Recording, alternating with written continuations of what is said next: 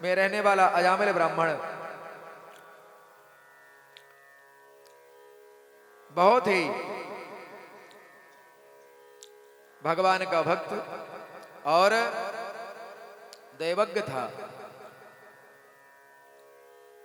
पर दुर्दैव से एक दिन जंगल में लकड़ियां बीनने गया और किसी शूद्र को वेश्या में रत देखा गणिका में, तो मति मलिन हो गई। उसी गणिका को लेकर के हमेशा के लिए चला गया। 10 संतानें हुई, सबसे छोटे का नाम संतों के कहने से इसने नारायण रखा। बात बात पर उसी को बुलाता था। जब मृत्यु का क्षण आया तो काले काले जमदूत आए, दिखाई पड़े। डर के मारे इसने अपने बेटे को बुलाया नारायण कह करके, बेटा नारायण बचाओ, इधर आओ। जहां ये शब्द भगवान के पार्षदों के कान में पड़ा, पूरे बल के साथ जब पुकारा नारायण बचाओ, तत्क्षण भगवान के 4 पार्षद आ गए। दूतों को धक्का मारकर अम्बा से मुक्त कर दिया। यम के दूत तुरंत उठ करके खड़े हो गए। क्यों भैया, तुम 4 चमकीले चमकीले कहां से आ गए? नारायण के दूतों ने कहा, तुम बताओ तुम काले कलूटे कहां से आ गए? जब दूतों ने कहा, हमें नहीं जानते, हम यमराज के दूत हैं, पापियों पकड़ने का ही काम करते हैं, आपका परिचय क्या? भगवान के दूतों ने कहा, हम भी भगवान नारायण के दूत हैं, नारायण को पुकारने वाले को लेने हम आ जाते हैं। तुमने सुना नहीं? कितने जोर से चिल्लाया नारायण बचाओ, और फिर तुम उसे पकड़ने का दुस्साहस कर रहे हो। यमदूतों ने कहा, किसी को पागल बनाओ दूसरे को, तुम्हें नहीं मालूम इसके बेटे का नाम नारायण है, ये तुम्हारे मालिक को नहीं अपने पुत्र को पुकार रहा है। भगवान के दूतों ने कहा, हमें इससे कोई प्रयोजन नहीं, नारायण का नाम हमारे मालिक का है और आज से नहीं अनादि काल से। अरे इसके बेटे का नाम नारायण तो 2-4 साल पहले ही रखा होगा, पर हमारे स्वामी का नाम नारायण तो अनादिकाल से। बोलो नाम किसका मानोगे? सांकेत्यम पारिहास्यम वा स्तोभम हेलनमेव वा वैकुंठ नाम ग्रहण मसेसाघरम विदुहो। भगवान के मंगलमय नाम का एक बार गान करके जीव समस्त पाप तत्क्षण जीव के भस्मीभूत हो जाते हैं। भाव के भाव अनख आलस हो, नाम जपत मंगल दिशि दश हो। वस्तु शक्ति की ज्ञान की अपेक्षा नहीं रखती, अग्नि में दाह तत्व की शक्ति है। अब हमें ज्ञान हो या ना हो, पर आग को छू लेंगे तो जलाए बिना नहीं मानेगी। इसी प्रकार विष में मरने की शक्ति है, हमें ज्ञान हो या ना हो, विष पी लिया तो बचने वाले नहीं है।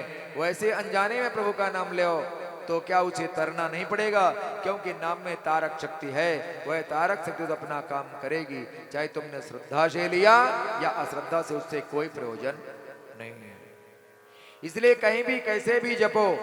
भगवत पार्षदों और यमदूतों के बीच बहुत बहस हुई, फिर भी जब नहीं मानो तो भगवत पार्षदों और यमदूतों की खूब पिटाई किया। यम के दूत अंत में अजामिल को छोड़ करके भाग गए, भगवान के दूत अंतर ध्यान हो गए। दोनों के संवाद को अजामिल ने ठीक से सुना, आंखों से दोनों को देखा, इसलिए तुरंत वैराग्य हो गया, विचार करने लगा। जब धोखे से नाम लिया तभी चमत्कार हो गया। कहीं सचमुच मैंने प्रभु को ही पुकारा होता तब क्या हो जाता। सबको छोड़कर मैं अजामिल हरिद्वार आया, खूब भजन करके गंगा द्वार मुपी आया, मुक्त सर्वानुबंधन, समस्त बंधनों से मुक्त हो गया। अंत में परम पद को प्राप्त किया। उधर यमदूतों ने यमराज के सामने काल दंड जाकर के फेंक दिया, हमें आज से आपकी ऐसी नौकरी नहीं करनी। यमराज ने पूछा, क्या हो गया भाई? यमदूत बोले, आपके भेजे गए 4 लोगों ने हमें मार पीट करके भगा दिया। कारण सिर्फ इतना था, जीव अपने बेटे नारायण को पुकार रहा था और कह रहे थे हमारे स्वामी का नाम नारायण है। दौड़कर यमराज ने उनके मुंह पर हाथ रखा, धीरे से बोलो। यमदूतों ने पूछा, क्यों?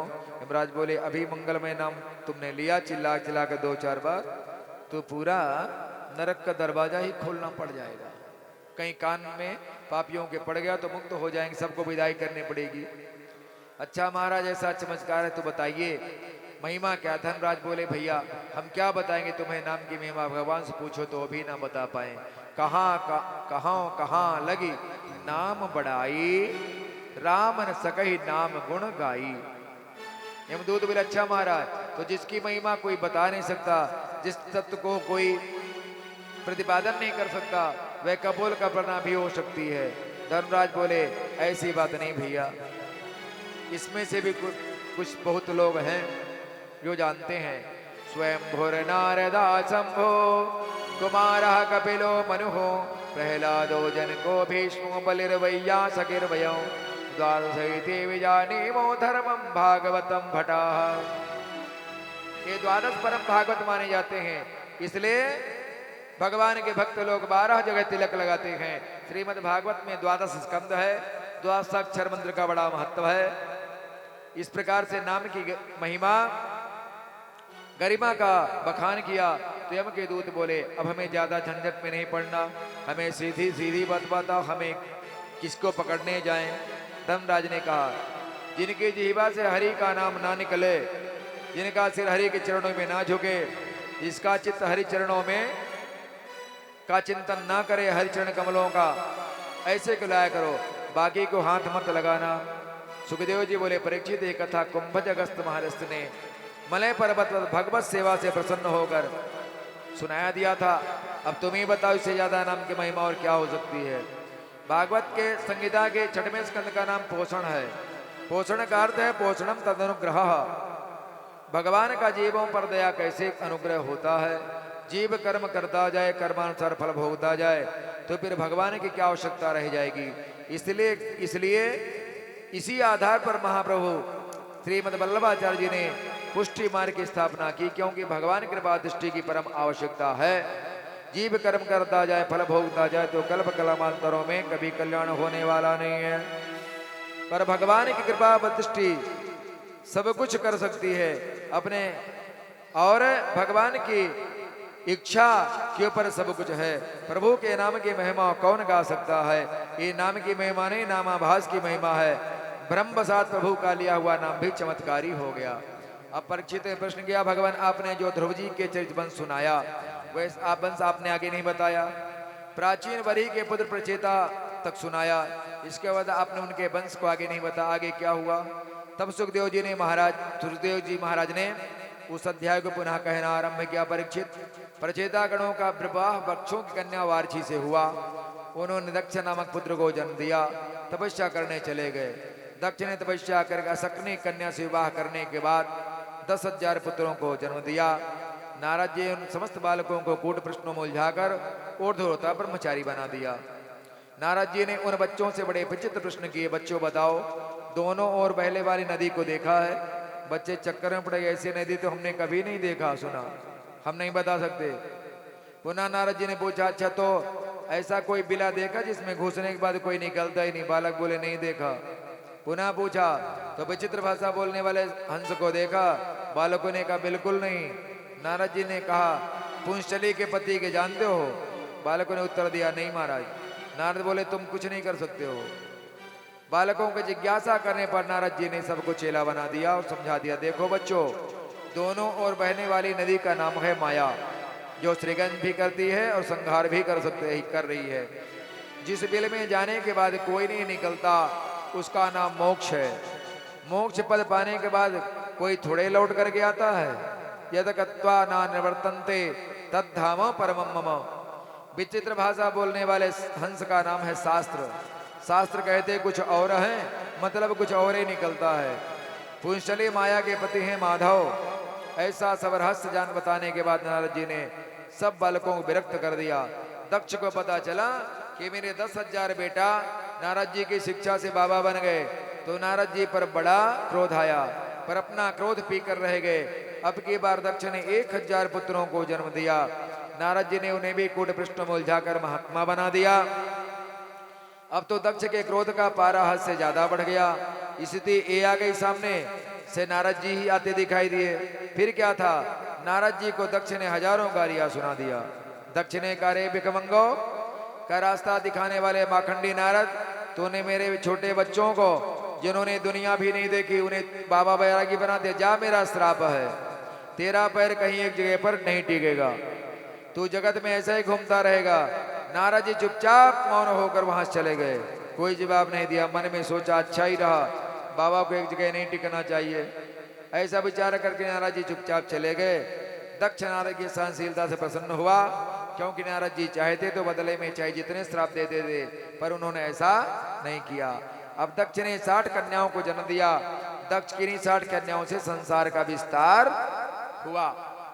इन 60 कन्याओं में 13 कश्यप जी को, दिति, अदिति, धनु, काष्ठा, सुरसा, इला, ताम्रवती, कद्रु, वनिता आदि ये सब कश्यप की पत्नियां हुई। अश्विनी, भरणी, कृतिका, रोहिणी इत्यादि 27 नक्षत्र चंद्रमा के साथ ब्याही गए, सब चंद्रमा की पत्नियां हैं। दिति की और कश्यप जी की दिति नामक पत्नी से दैत्यों का जन्म हुआ। दिति की रचना नामक बेटी से, बेटी जो थी तुष्टा मुनि से उसका विवाह हुआ। इनके 2 बेटे हुए विश्वरूप और सन्निवेश। विश्वरूप ब्रह्म ज्ञानी था और इतना ब्रह्म ज्ञानी था देवताओं का पुरोहित भी बना। परीक्षित जी ने पूछा महाराज देवताओं पुरोहित तो बृहस्पति जी हैं, तब भला विश्वरूप क्यों बने? सुखदेव जी बोले सुनो राजन, एक बार इंद्र अपने दरबार में अप्सराओं का नाच गाना देख रहे थे। इतने में उनके गुरुदेव बृहस्पति जी आ गए। नाच गाने में मस्त देवताओं ने ध्यान नहीं दिया। गुरुदेव जी ने सभा को देखा और वहां से तत्काल वापस आ गए और यहाँ पर अंतरा के यहाँ आकर के और अंतर्हित हो गए। अब जब होश आया देवताओं को, इंद्रादिक देवताओं को, तो लगे ढूंढने गुरुदेव भगवान को। जब गुरुदेव भगवान नहीं मिले तो अब गुरु के बिना तो काम चल सकता नहीं है, तो विश्वरूप को वर्ण कर लिया, देवताओं ने गुरु बना लिया। अब यज्ञ प्रारंभ हुआ। विश्वरूप कौन है? तुष्टा के पुत्र हैं, जो दैत्यों के भांजे भी लगे। कौन? विश्वरूप। अब यज्ञ प्रारंभ हुआ, स्वाहा का प्रारंभ हुआ। बीच बीच में अपने मामा लोगों के नाम से भी आहुति डाल देंगे। इस बात को इंद्र ताड़ गया, जान गया। नारायण कवच का उपदेश प्राप्त कर लिया। यज्ञ हो रहा था और उसी समय इंद्र ने विश्वरूप का वध कर दिया। अब तो इंद्र को ब्रह्म हत्या लगी, गुरु हत्या लगी, भांजे को मारने की 3-3 हत्याएं लगी। इंद्र के पीछे पड़ गई। इंद्र घबराया। तब सारे देवता जाकर के और भगवान से पुकारे। भगवान ने कहा देखो अब की बार हम आपकी सहायता नहीं कर सकते, आप जाओ